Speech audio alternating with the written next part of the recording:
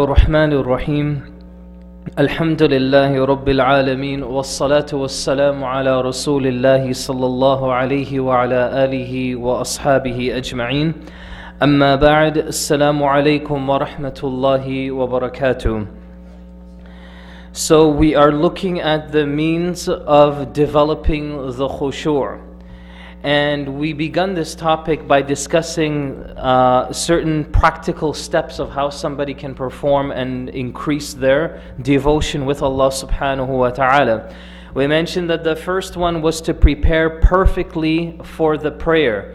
And this entailed a person's wudu and the place of prayer and what they wear. We're going to talk about this further when we get to a particular point relating to it. And we mentioned that perfecting the wudu in and of itself is a way to improve your khushu'. Taking your time and completing the entire wudu. And inshallah, as we continue with this discussion, we will go through all of the steps of the wudu and just make sure that all of us here are on the same page in how much you should wipe up the arms and where you should stop. Does it include your elbows or not? How do you perform certain acts and rituals when it comes to the wudu? So we will go through that as well as part of our discussion.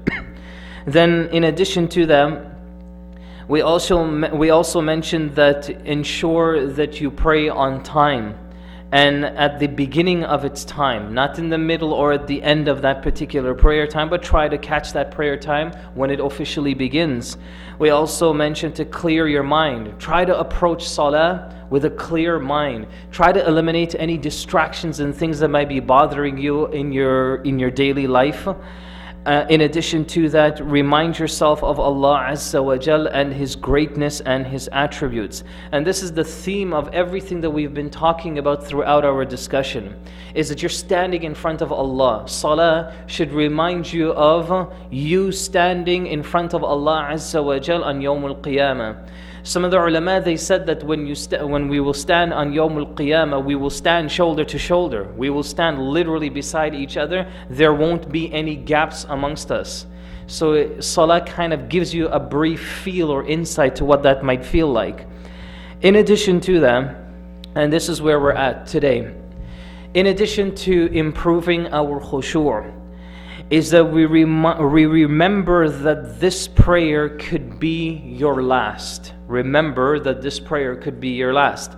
The Prophet ﷺ, this is one of the things that he always mentioned in terms of perfecting our prayers. Sallu salatan muwaddi'a. Pray as if this is your last and final prayer. So when you do that, what that should cause you is your full devotion, your full attention, your full and complete focus. And the reality is very simple. For some people, the Maghrib that we just prayed, we don't know if that could be the last Maghrib that we just prayed. The Isha that insha'Allah we want to pray, we don't know if that could be the last Isha of our lives. So all of these things here are constant reminders and realities that we try to remember every single time we stand up for prayer.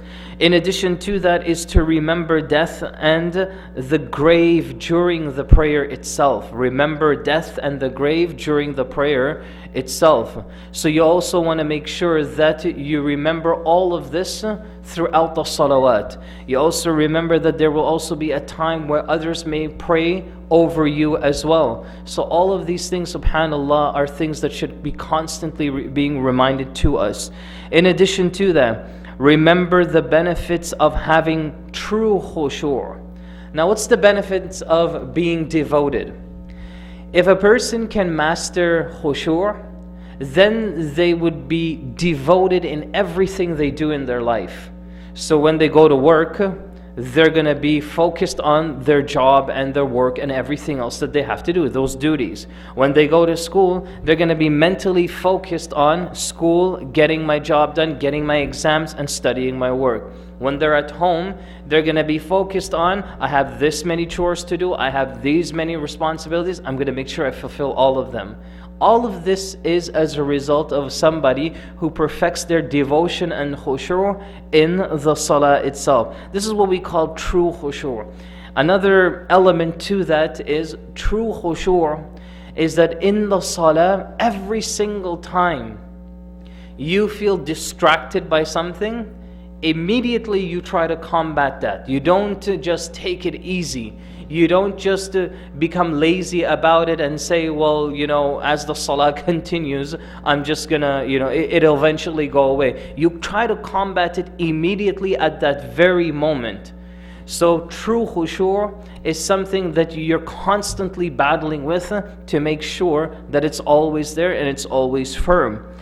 Another way or means of developing the khushu' is to think about how the salaf, the pious predecessors, the companions and the early generations of Muslims, how they were when it came to the salah. Some of the salaf, when they stood up in prayer, a person can shoot an arrow and it would strike them, but it wouldn't break them through the salah. They would be that focused in their prayer. Some of the salaf, their focus and their khushu' was at such a high level that nothing, no one, any thought or element that was surrounding them, nothing could deter them when it came to their prayer. They had that much focus and that much attention to the salah. There are certain etiquettes that we're also going to talk about, inshallah, of how to prepare yourself to perfect khushu'. There's even a stage before that where you want to prepare yourself before you get to that stage itself, which we will talk about as well. Make sincere dua to Allah Azza wa Jal for His help in achieving khushu' in the prayer. So ask Allah Azza wa Jal to give you the khushu'. This is something you should never shy away from. So in your sujood or even before the prayer or any time you make dua, ask Allah to give you that. In addition to that, pray slowly and calmly with sufficient pauses. Take your time with the salah.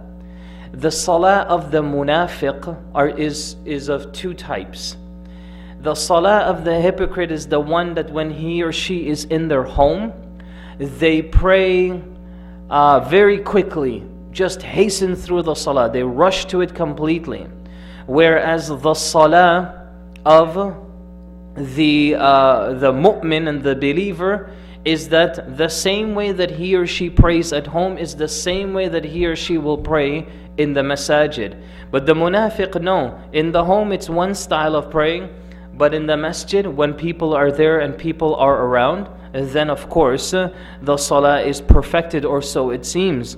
So one of the advices of how to improve that khushu' is to try to develop some sort of consistency with the prayer itself. Try to develop some sort of consistency that the way you pray wherever you are, whether it's in jama'ah or not, is somewhat similar.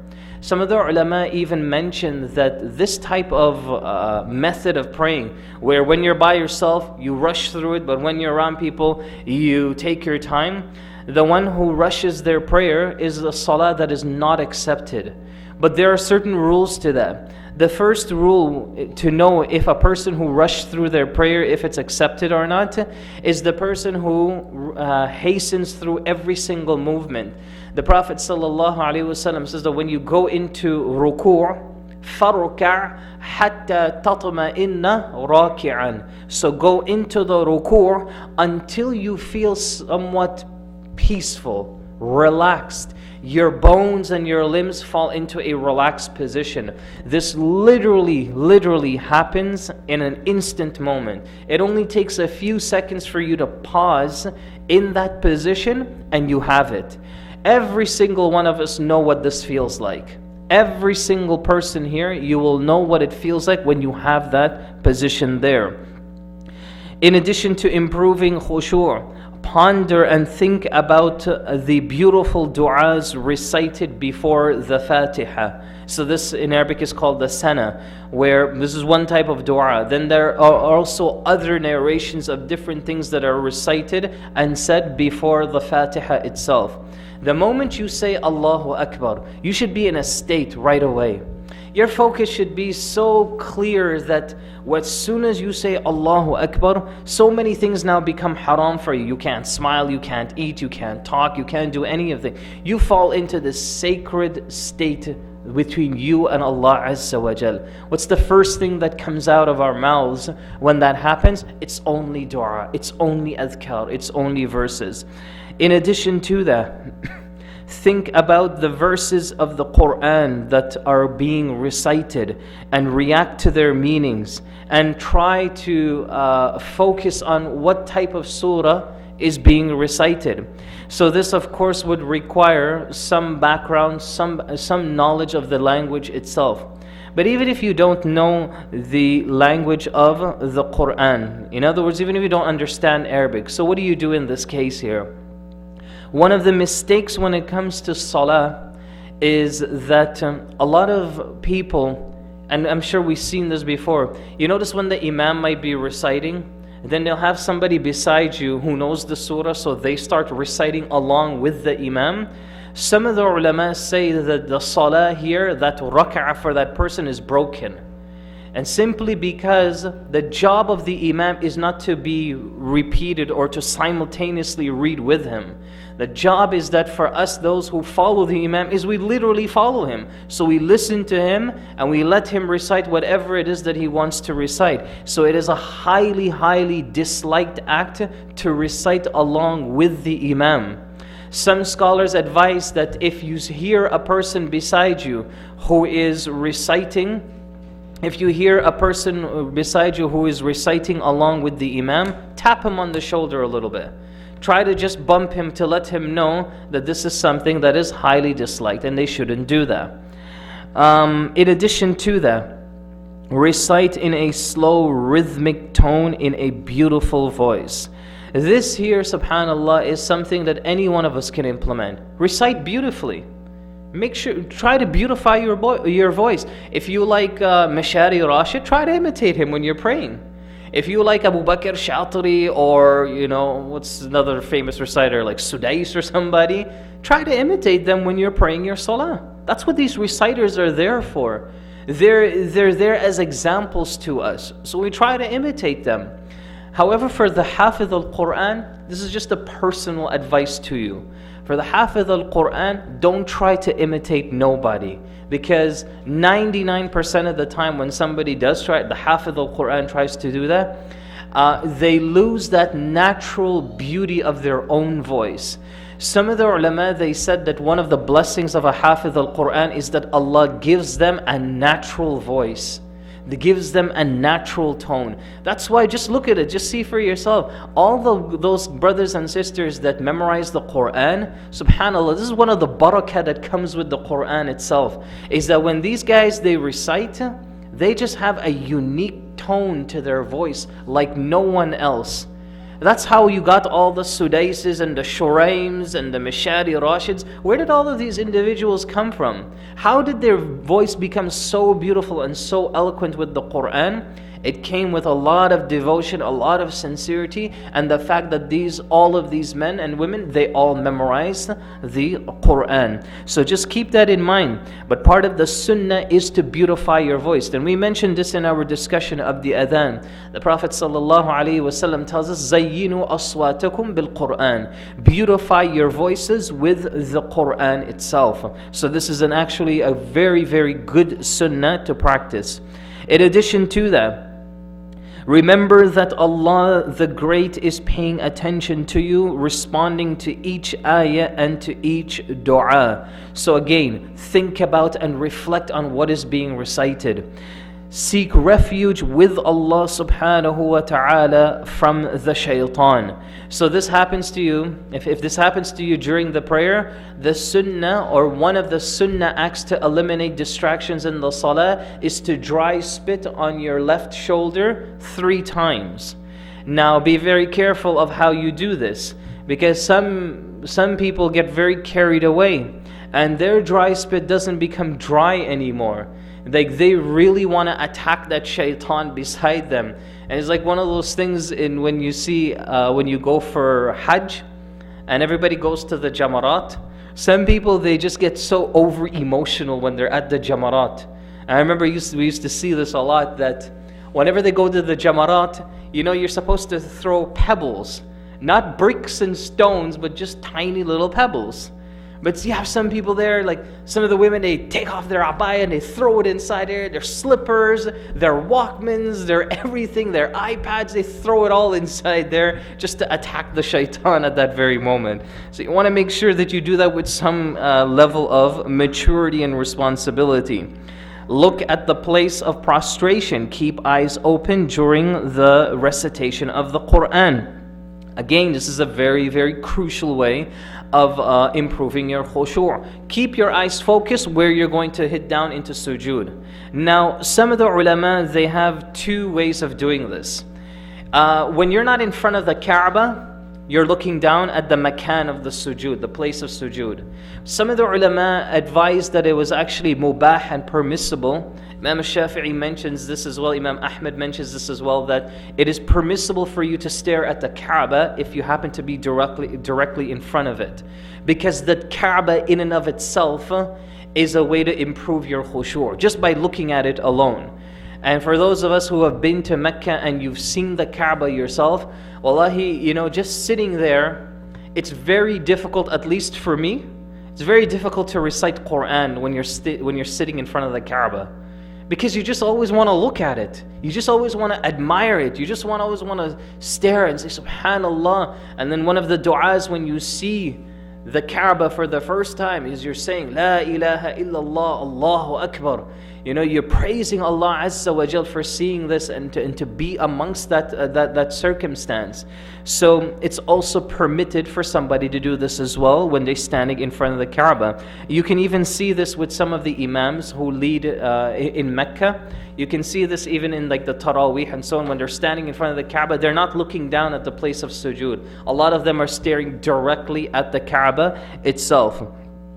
In addition to improving our khushu', pray with a barrier close by, an example, a piece of furniture or something. This here, of course, is referring to the sutra. The sutra is a barrier that you place in front of you that protects your place of prayer. What's your place of prayer? It's where you're standing to where your head will touch in sujood. That's your place. It belongs to you. That's your spot. You need to protect that spot. So what do? You place an object, something that spans at least the length of your hand, and it sits there right above the area of your sujood. Some of the ulama, they have a difference of opinion if this is wajib or not. Majority of ulama, the most correct opinion, the most popular opinion with this situation is that the sutra is mustahab. It is highly recommended for somebody to have this. Why? For a number of reasons. Number one is the Prophet ﷺ never prayed except that he had a sutra with him.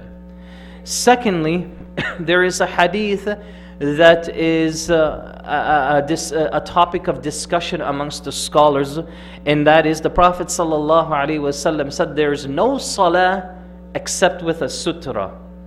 But scholars, they differ exactly what this means. Is this a command, or is this a state or a way that the Prophet ﷺ would speak, part of his eloquence in his Arabic? Let me give you an example.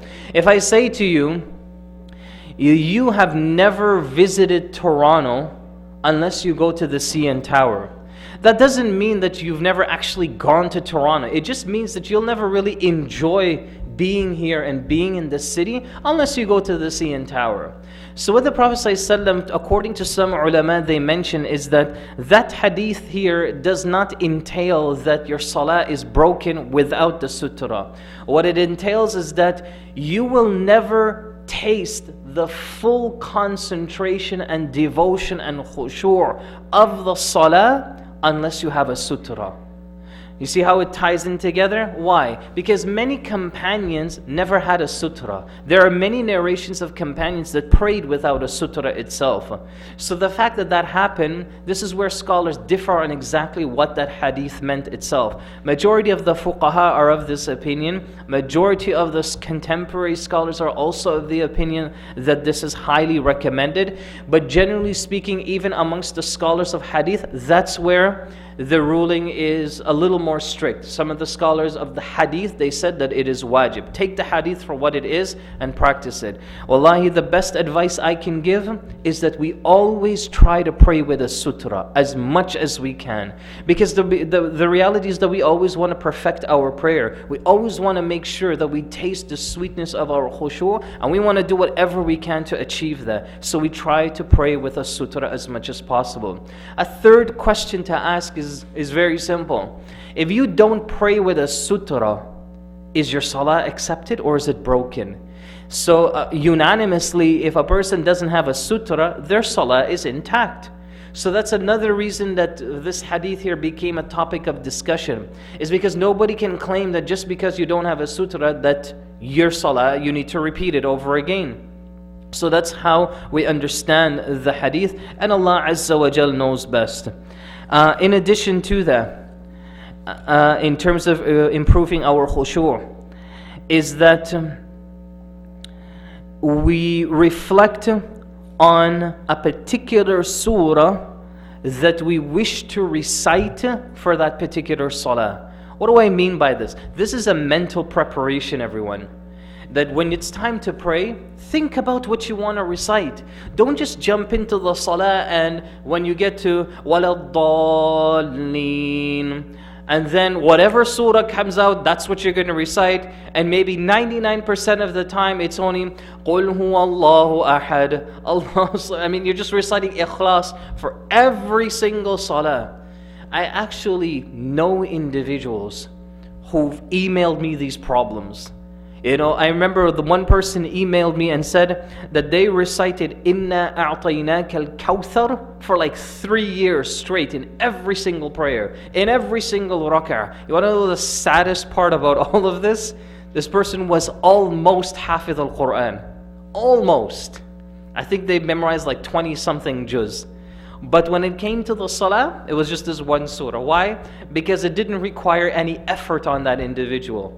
So they just let it out. This here is a person who has lost khushu'. Think about the surahs that you want to recite. And even if you need to, on your way to the masjid or on your way, as you see the salah time approaching, start to think about it and start to review it in your head. Make sure you can perfect it. What I like to do, honestly speaking, if I'm heading to a masjid, every single time I go to a masjid, I always have at least 2 surahs in my mind that I'm ready to recite if I'm called upon to lead the jama'ah.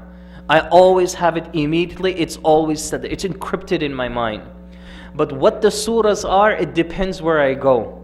So for example, a masjid like this one, Masjid Khalid bin Walid, you're not going to just come with your ikhlas and all this. I mean, it's good, no big deal. But in a place like this, it's challenging.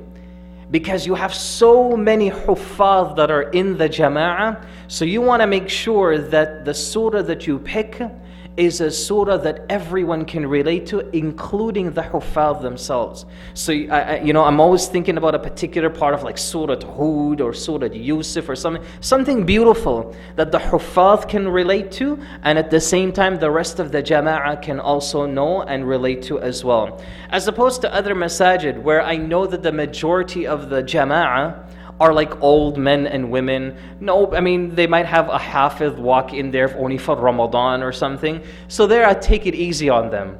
And you want to make sure that the salah is comfortable. You choose some of the shorter surahs that the people can relate to, that the people can enjoy, and that sort of thing. This is just the wisdom, and when you become an imam and you lead the jama'ah in salah. As a matter of fact, even in this particular point here, is a very important side point, and that is how long should somebody lengthen the prayer, especially when they're in a jama'ah. There was a narration, there's actually many narrations like this, of 2 companions who were praying together in the middle of the desert. And this one companion, he was by himself. He started the salah, and he started with Surah Baqarah. And because he started off with Surah Al-Baqarah, another companion saw him praying and decided he wanted to join him. This first companion was reading that surah for so long that it looked like he was going to finish the entire Surah Al-Baqarah in 1 rak'ah. So before he could finish it, this second companion who joined the prayer, he broke out of it before it finished. Why? Because it was too long.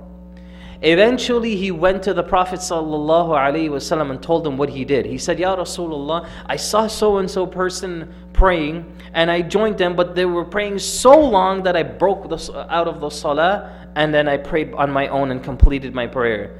What did I do? Is this correct or not? The Prophet ﷺ actually got angry at the brother or the companion who was praying, who started off the salah first. Why? Because he was the imam.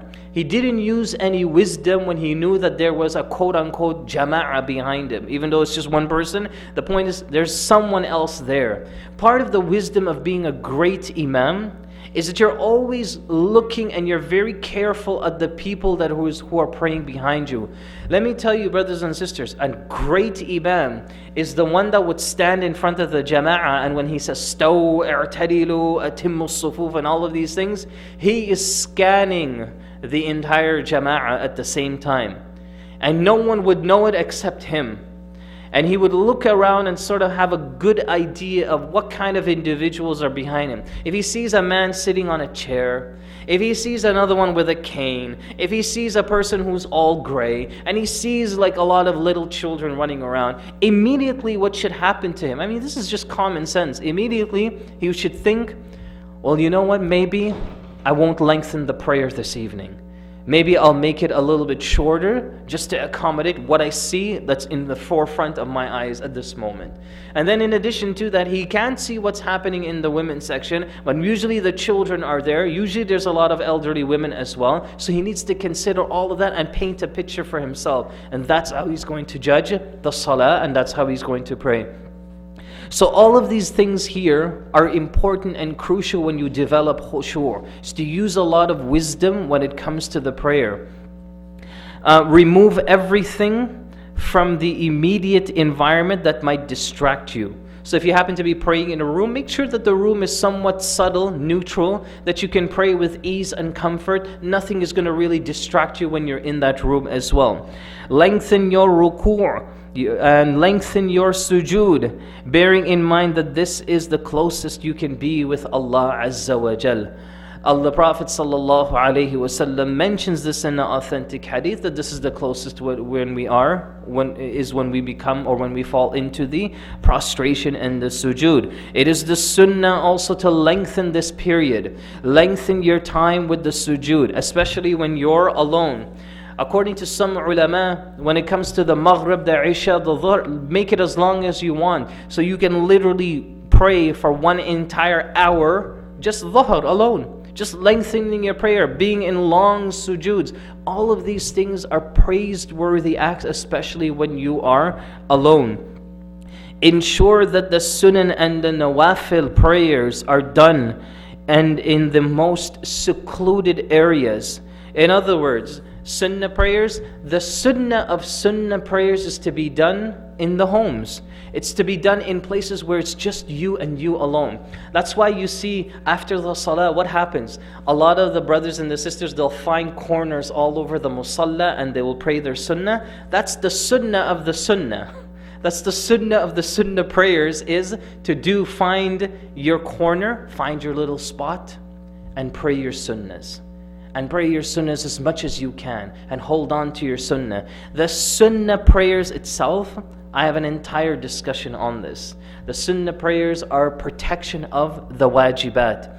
They are the protection of your prayers itself. And the person who prays their sunnah is a person of strong iman. A person who prays the sunnah they've protected themselves, or they've caused a greater and a stronger barrier between them and the shayateen. A person who prays the sunnah is an indication that they are a pious individual, and insha'Allah they are a person of Ahlul Jannah. Because the Prophet ﷺ said that the person who completes all of the sunnah raka'ats every single day, Allah Azza wa Jal will build for them a mansion in Jannah, by simply praying all of those sunnah prayers as well. So you never ever want to ignore that, and try to hold on to it as much as you can. Having said that, brothers and sisters, This is just another section under the topic of the khushu', is to stay away from everything that is forbidden in the prayer. In other words, do not pray in garments that have the potential to distract you from khushu'. Other words, we talked about this. We had an entire discussion about this. Wearing brightly colored materials and shirts and things like that, or on carpets that have distracting designs and pictures and so on. I remember in Saudi, we went into this masjid, and honestly, there was this nice, beautiful carpet. Looked really, really elegant, but it was so fancy. And I don't know if this happens to anybody, but it happened to me. It happened to some of the brothers when we were there praying. You know that how when you're trying to focus on your spot for sujood, and then you start looking at the designs and you start putting together a face? So you're already laughing. You know exactly what I'm talking about, right? You start putting together faces with all the designs. And it's always a horrific satanic face. It's not some beautiful thing. It's always this like shaitan looking face that's right there. These are all the things that cause problems in our salah. So you always want to try to find at least an area, a place of prayer that's somewhat simple. And this is also the sunnah of how the sahabas, how they designed their masajid and how they would pray, is that they would always try to eliminate as many distractions as possible. Today we have a whole, field of them. We have so many things to distract us in our salah. What we wear is just a minor portion of what can disturb us and remove us from the prayer. Today we have the one and only, the cell phone. وَمَا أَدْرَاكَ cell phone. What is like the cell phone in this world today? I mean, we live in a time where you could be praying to Allah Azza wa Jal, focusing on Yawm al-Qiyamah, everything, but Britney Spears is also there with you. Why? Because someone else's phone ringer is a song of Britney Spears and is blasting away right beside you. That's what we're dealing with today in 2013. Then in addition to that, occasionally, I don't know if any of you have seen this, I've seen this just once, alhamdulillah, that in the salah, a brother picks out of his phone because it kept ringing. So he took the phone out and he said to the person, "I'll call you back, we're in salah." And he hangs it up and he continues praying. So that's what we're dealing with today. That's what we have today. These are the distractions that we have. So again, you try to eliminate all of this as much as possible. Do not pray when the food is ready and you want to eat that food. In other words, the food is in front of you. The sunnah is actually the opposite of what a lot of people think. A lot of people think that, okay, you're sitting there and you're eating the food and it's time for salah, drop the spoon and run and pray. The sunnah is actually the opposite. The Prophet ﷺ encouraged us to finish what we were doing, or at least, here's the hadith, satisfy your hunger and then go for the salah. That's the beauty of the Prophet ﷺ's words. The Prophet ﷺ doesn't say to complete the entire portion of food. He says to satisfy your hunger. Why? Because you don't want to be praying and thinking about that luscious meal that you just left behind. But if your stomach was satisfied, you're not going to be thinking about it as much. So only then you should leave it. And this, of course, has rules. Obviously, some of us are slower eaters than others. So a guy might be taking like a half an hour or 45 minutes to eat a plate of food, and salah time started and then it's finishing, and he's like, no, it's the sunnah, I need to just finish up what I'm doing here. Obviously these have barriers. This rule is only implemented once you can stay within the time frame of the salah itself. If you know that you're a slow eater, and if you know that by the time you finish this food, salah time is going to be over, then obviously what you'll have to do is you'll have to pray first. And then you definitely have to work on your eating etiquettes and speed that up a little bit. Last one that we want to pause here for today, and that is, do not pray when you feel the need to answer the call of nature. So when you feel the need to go to the washroom, do not pray. Honestly, I have no other way of explaining this. It's a very simple, straight, explicit, golden rule. If you need to go to the washroom and it's time for salah, sacrifice missing the first rak'ah or the second rak'ah and go to the washroom. Because what is the point of you standing there for salah and all you're thinking about is, subhanallah, I hope he doesn't recite Surah Baqarah. I hope he finishes his surah quickly. I hope that the ruku' is not so long. Oh my God, it's this brother or that brother. This guy is notorious for making long prayers. You got all of these issues that are going to go through you, and you just lose the whole essence of the salah itself. So obviously, to eliminate all of that, this is, to achieve a greater good, you go ahead and you relieve yourself and then come to the salah. And this is of course also the advice of the Prophet sallallahu alaihi wasallam. Another advice, and then we'll stop at this one inshallah, is do not pray when you are feeling extremely sleepy. Extremely sleepy, don't pray until you are fully rested. Again, this has rules. This obviously, the rules behind this is don't sleep through salah time. But at least somehow gather yourself, somehow try to get some rest before the prayer or after the prayer, before the next prayer. Do whatever you need to do to at least make sure that you have some level of rest and comfort. Again, it's the same problem with the person who goes to the washroom. You're going to be sitting there and you're going to be praying like this. Alhamdulillah Rabbil Alameen. Ar-Rahman Ar-Rahim Maliki Yawmiddin. And you're just going to try to just scrape through the salah. Obviously, you lose all of the beauty and the essence of the prayer. Brothers and sisters, you see what's happening here? The salah is not a ritual that we perform. It's a part of our character. It's a part of our life. It's not a routine. It's not like going to work every day. This is a part of who we are as our identity. So we have to perfect it as though the salah speaks to us and it's part of who we are as individuals. That's why the Prophet ﷺ laid down such explicit guidelines to perfect all of the prayers and to perfect our khushu'. This is where we will pause insha'Allah ta'ala. On Sunday, we will conclude the topic of the khushu' itself. And after that, what I intentionally wanted to do was to go through the arkan of the salah itself. But before I do that, the arkan of the salah are approximately 17 to 19. According to some ulama, 19, majority, they list for us 17 of them.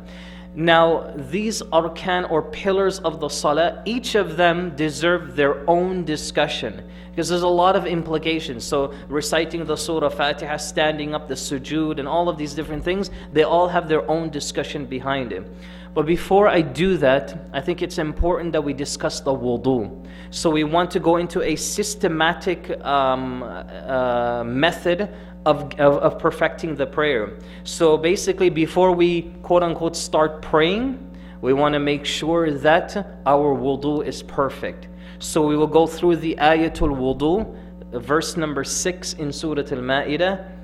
يا أيها الذين آمنوا إذا قمتم إلى الصلاة فاغسلوا وجوهكم وأيديكم إلى المرافق. That is the ayah of wudu in the Quran. So we will go through this in Surah Ma'idah. Aisha radiallahu anha, she says, if you want to know fiqh, study Surah Ma'idah. Surah Ma'idah is the surah of fiqh itself. That's why some of the ulama, they mention that there is actually a difference of opinion. What was the last verse ever revealed to the Prophet sallallahu alaihi wasallam?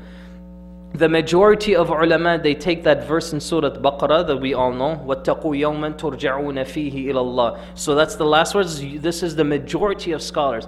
But there are certain verses in Surah Ma'idah that also talk about Yawm al-Qiyamah and the last days and things like that. But Aisha, she mentioned that that Surah Ma'idah in and of itself is the last and final surah that was revealed, simply because it's the surah of Islamic laws and ethics. In other words, Allah left us with a rule book. This is how you perform. This is the fiqh. These are all the things, the do's, the don'ts, the halals, the harams. This is what's left with you. So Surah Ma'idah is a really, really interesting surah. It's a surah that inshallah one of my dream as a da'i is to do a detailed analysis of the surah. But it's so comprehensive, it would literally take months and months to prepare something like that. So inshallah we will only extract one verse, which is the ayah of the wudu, and then we will go through some of the basic fiqh rulings regarding the wudu itself. So for example, what happens if you're performing wudu and the phone rings?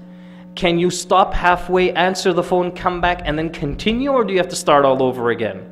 What happens if you do talk on the phone and you washed your arm, and whilst you're talking on the phone, the conversation got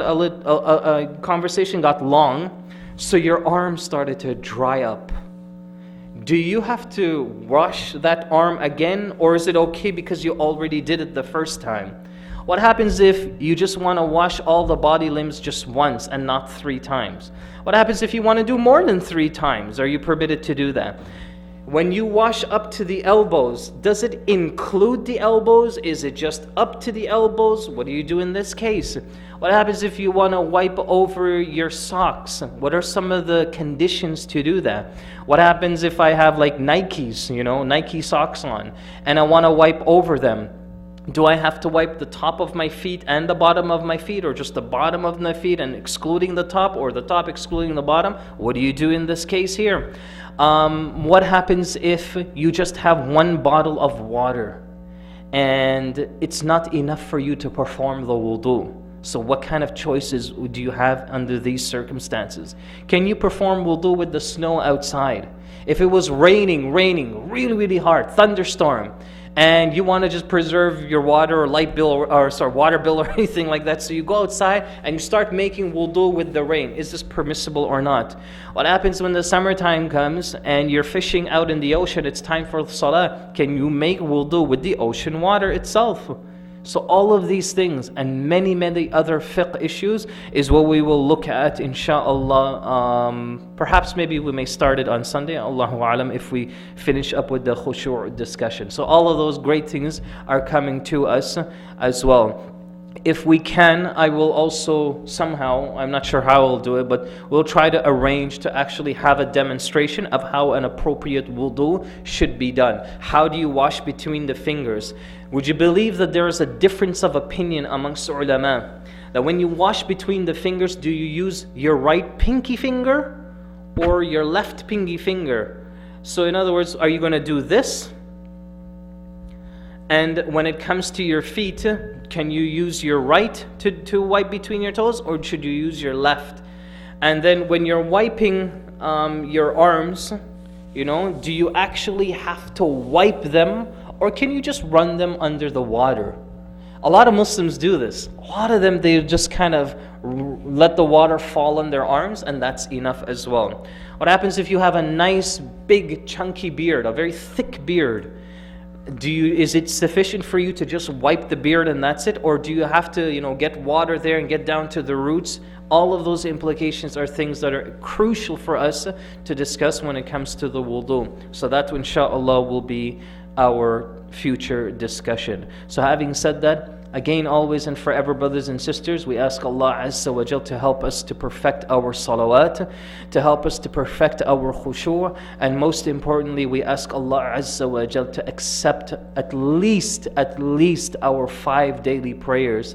And if Allah Azza wa Jal chooses to accept more than that, may Allah subhanahu wa ta'ala enter us in His Jannah. Allahumma ameen. So this is where we pause, inshaAllah. Wa akhiru da'wana anil hamdulillahi rabbil alameen. Wassalamu alaikum wa rahmatullahi wa barakatuh.